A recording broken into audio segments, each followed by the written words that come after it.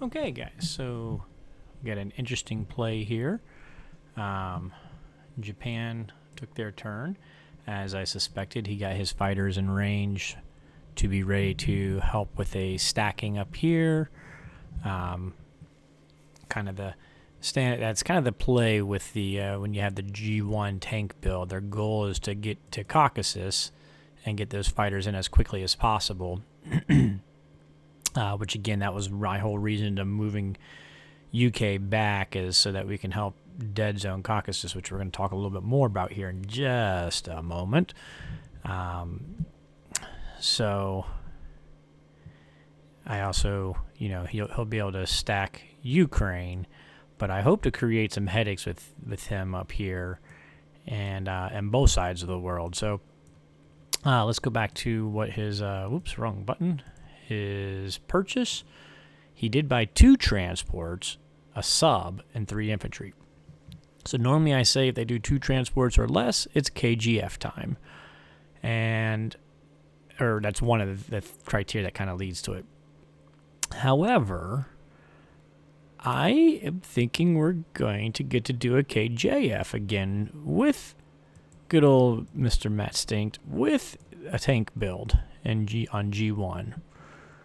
So here's the thing that the cruiser's alive, so that does give me that cruiser block idea. With all he could then hit is 1 sub and 1, 2, 3 land 4 planes. So 1 sub, 4 fighters, and a bomber that could hit there. So there's 6 units.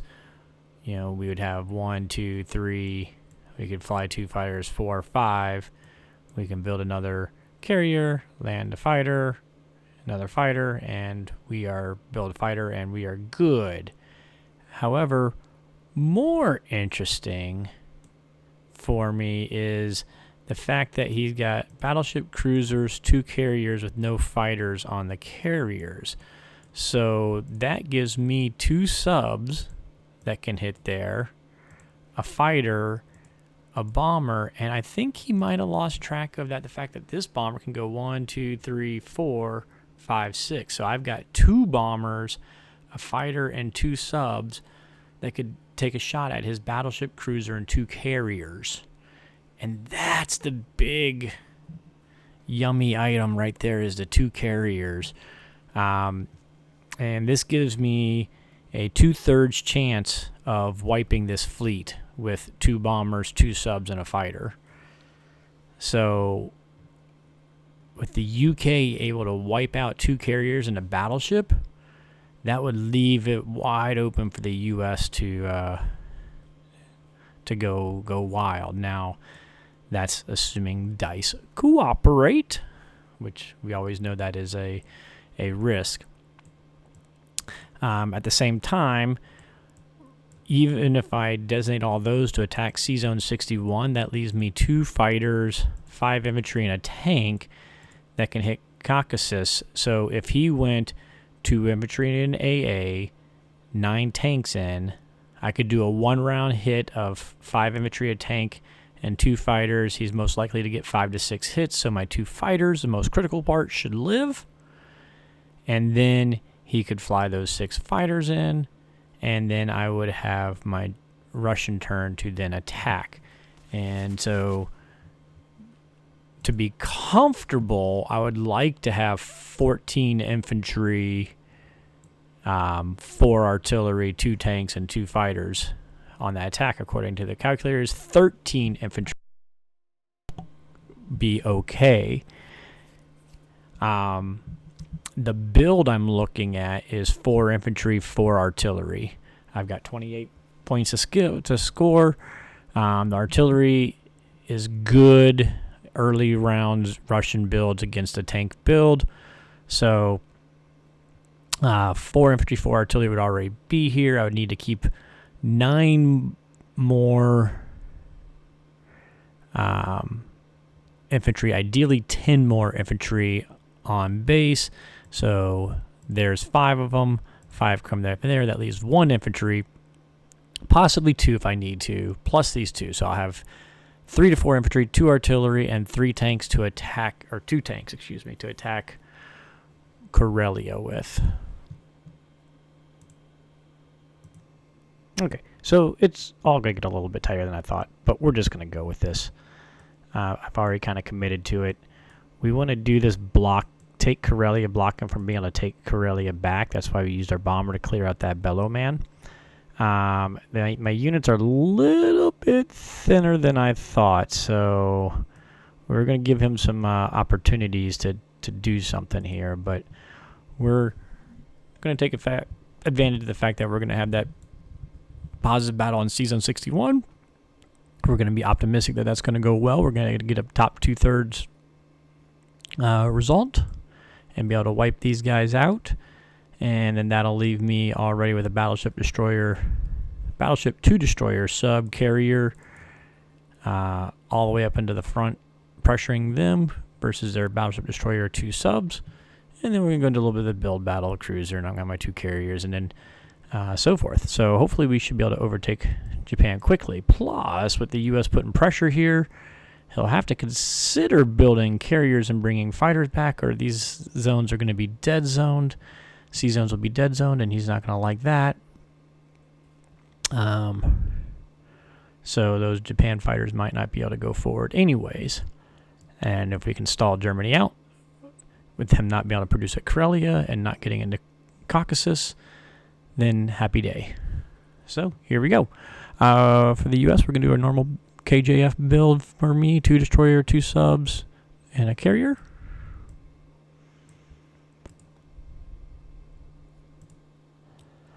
As tempting as it is to do the 2 infantry, 1 fighter, we need this fighter back in West Russia, so we're not going to do that.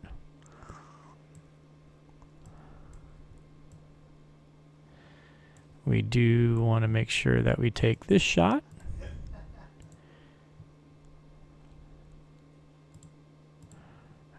As well as I want to do this. I want to put my transport here to give his fighters something better to think about than hitting Karelia. So I'll probably bring my destroyer there too. It depends on how the bomber battle goes. As long as we clear out that cruiser, I'll bring the destroyer down too, so that he'll want to use at least 2 of his fighters to clear out that, and then that will mean less threat on West Russia, Karelia. And that might be our only attacks, right? That's normally U.S. doesn't do a lot of attacking on turn 1. I was almost tempted to go ahead and push forward into like C-Zone 58, 59, but thinking that I'm going to kill his carriers, but these guys could still go 1, 2, hit either of those 3, and land on built carriers for 4, so he could still get four fighters, bomber, plus those guys, so that'd be 8 hitting there. I've got 3, 4, 5, 6, 7, 8 in defense, or excuse me, 7 in defense with the battleship, so 8. So it would have been close, but I just don't think I need to put that kind of risk out there because I'd be also putting the transport in that. So we're going to go more my traditional. I also thought about coming straight south, the traditional KJF way, but I really like the idea of coming north first and dead zoning his production zones, or else he has to use a destroyer up here, which then I can use. As the sooner I start trading off his destroyers, the happier I am. So I got no issue if he wants to put a destroyer block there so that he can build there. Great. Let me kill that destroyer block and let's move on.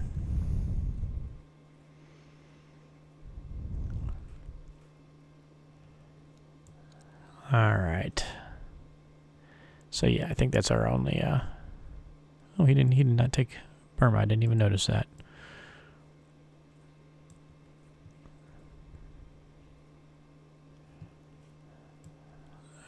Right.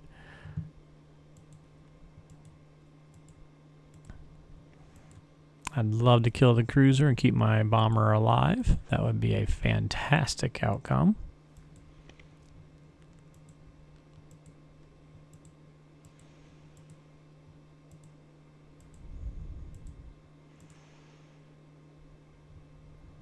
Good. Yeah. Oh, well. Stinks that we didn't have a better Season 7 battle the first round, but he's out of the way, so we are going to go ahead and bring that destroyer down here as well. Again, yes, he can come back and kill them. That's not the whole point of this move. The primary point of this move is to pull his fighters better than them attacking up here against Russia, which he's going to have some pretty decent opportunity up there if he so chooses. All right, so let's go.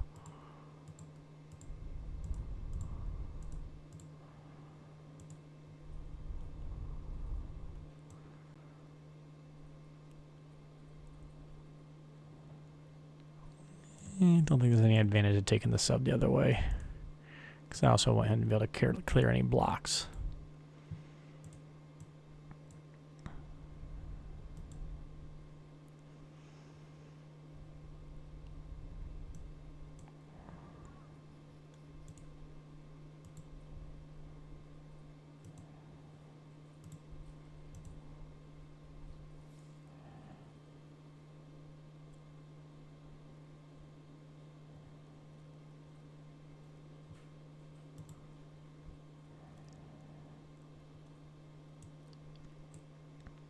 Although if I put him up here, that does put another pressure on 62. But I like him down here because then he could get over to Japan to help that if he makes a move on Japan if I have to build more boats and planes.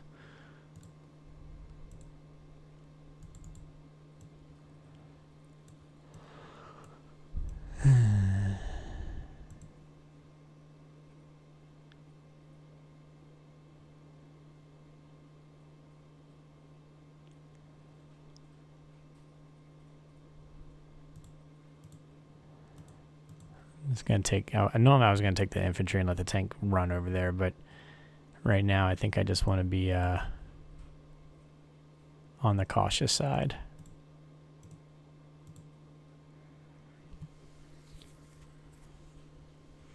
Because I could bring the tank over here and have him... You know what? That's good, too, in case he does something crazy. Well, no, he can't attack through there. We're good. We're just going to leave it.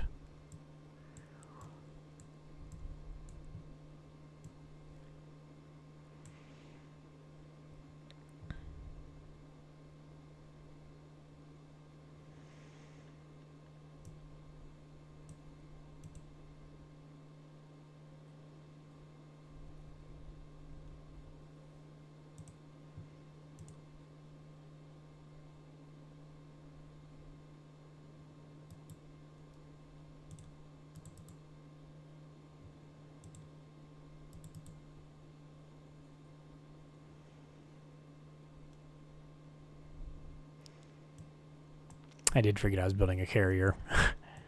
So maybe putting the fighter down there wasn't the smartest thing.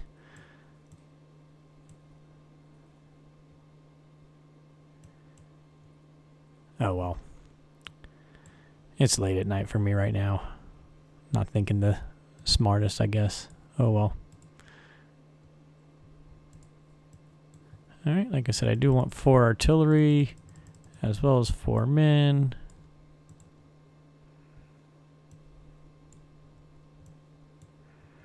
I was tempted to go ahead and take a shot here, but I also think I need to get Russian guys back. Oh, you know what? I might be short one guy from what my plans were. I need 9 guys in here. So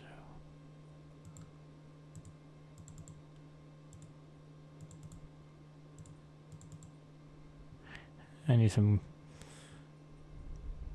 So that'll give me 9 guys. Gotta make sure we kill this dude.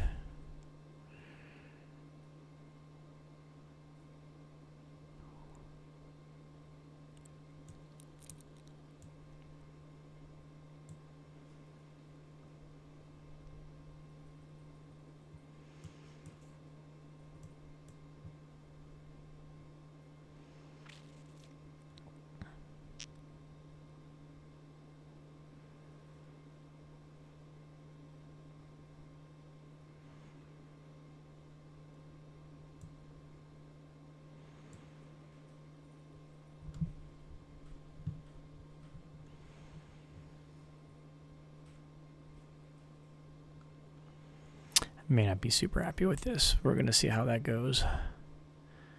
We need some decent outcomes up there. Good dice.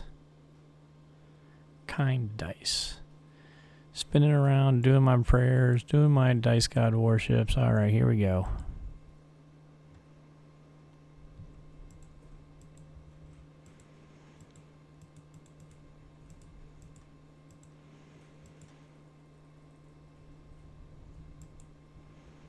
Boom, boom. All right, good dice. Only one head back. Perfect. That's the exact outcome I was hoping for.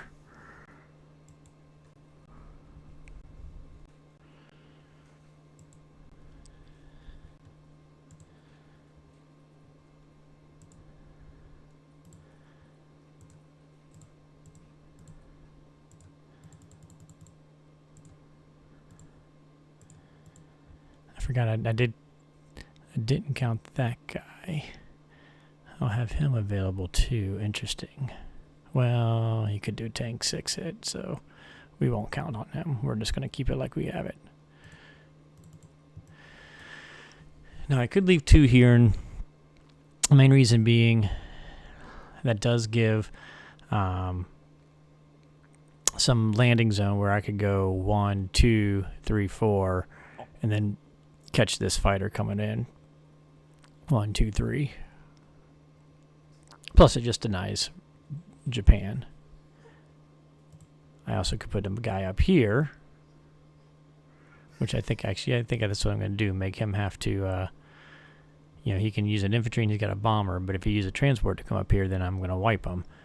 So he can't really take either of those confidently. So just bleed Japan as best as we can where we can.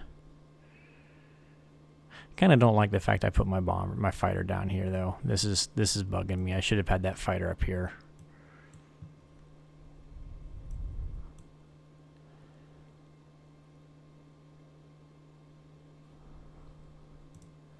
So this is 9 guys. We're building 4 and 4, so we'll have 13 and 4 arts. 14 counting him. So yeah, I'm feeling I'm good about our dead zone here, and plus he's now got to worry about all this, so he can't just all out for Caucasus and ignore this blood. So the 2-2-2, he's got 2 infantry and 5 fighters I can hit there versus the 2-2-2. Better for me right now, so we're gonna take it.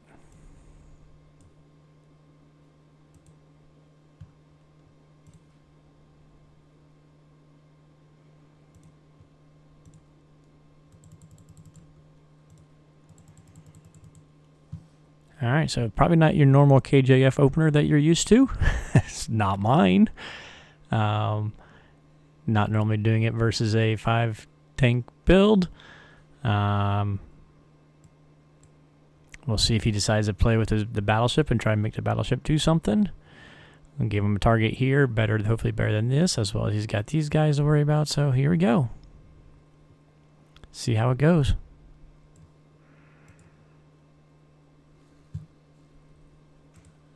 Here's the final build for you. Final look there for anyone that's wanting to get a closer look. So again, the infantry tank cleared by the bomber taking out the bellow guy. Blocks him from being able to use his tanks, any of his tanks, to Karelia. So he's only got his 2 infantry. That was the whole key of the bellow hit tank blitz. Plus, we get that income, which is nice for Russia to have that income. What's their income this turn? 29. Nice.